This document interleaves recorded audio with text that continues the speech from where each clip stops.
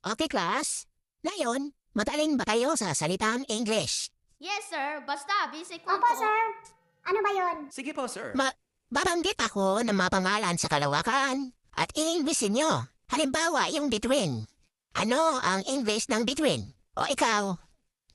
Maricar? Star, sir. English ng between. Good, very good. Kapag nasagot ka agad at hindi na nag-iisip, bibigyan ko ng malaking score.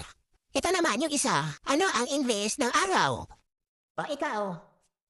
Anton? Sun. As in S-U-N. Sun, sir. Very good. Ikaw, Albert? English ng ulap. Voucher. CLOUD. Hound. Good, very good. Ikaw, Lily? Nag-aaral ka ba magabi? Opo, sir. Siyempre. Para malaki makuha kong score. Gabi-gabi ako nag-aaral. O sige, anong English ng buwan? Yun lang, sir. Marami ang buwan. January, February, March,